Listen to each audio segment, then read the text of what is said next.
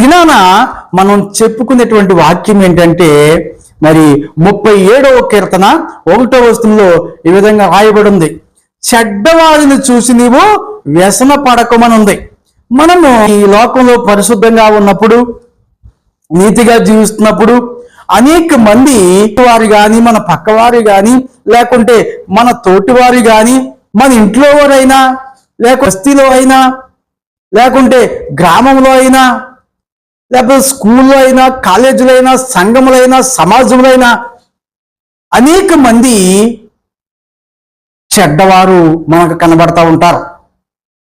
అయితే మనం నీతిగా జీవిస్తున్నాము కాదా అని వారిని చూసి అంట మనం ఏం చేయకూడదు, వ్యసన పడకూడదు. ఆ మాటను చదువుదాం, చూడండి. 37వ కీర్తన 1వ వచనం చూద్దాం. చెడ్డవారిని చూసి నీవు వ్యసన పడకము, దుష్కార్యములు చేయి వారిని చూసి మత్సర పడకము. ఏం చేయకూడదంట, దుష్కార్యములు చేయి వారిని చూసి ఏం చేయకూడదు, మనము మత్సర పడకూడదంట.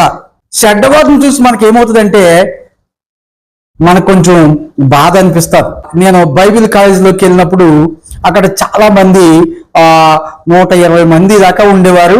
ఆ తర్వాత ఉండగా మరి కొంతమంది తప్పులు చేస్తూ, నీతిగా ఉండలేక అబద్ధాలు ఆడుతూ, లోకంలో ఉన్నటువంటి అలవాట్లు చేస్తూ ఉన్నటువంటి వారు వారు అలవాట్లు మానుకోలేక వారు కంటిన్యూ చేస్తూ ఉండగా వారు పట్టబడి కొంతమంది ఆ బైబిల్ కాలేజీలో ఉండలేక వెళ్ళిపోయారు.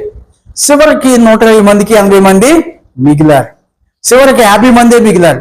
50 మందిలో కూడా మంచిగా పాటలు పాడేవారు, మంచిగా ప్రసంగాలు కూడా చేసేవారు, మంచిగా సాక్ష్యం చెప్పేవారు.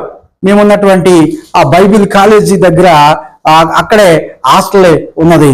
ఆ రాత్రి కాలంలో అక్కడ పక్కనే బొబ్బాస్కాయలు, మామిడికాయలు ఉండే. అయితే వీళ్ళు మంచి ప్రసంగం చేసిన వాళ్ళు, మంచి సాక్ష్యం చెప్పినటువంటి వాళ్ళు ఏం చేసేవారంటే వారు ఆ పప్పాయిలు అలాగే మామిడికాయలు తెచ్చుకుని తినేవారు, కోసుకుని దొంగసాటుగా. మళ్ళీ ఉదయకాలం మామూలుగా చక్కగా ప్రసంగం చేసేవారు, మంచిగా సాక్ష్యం చెప్పేవారు.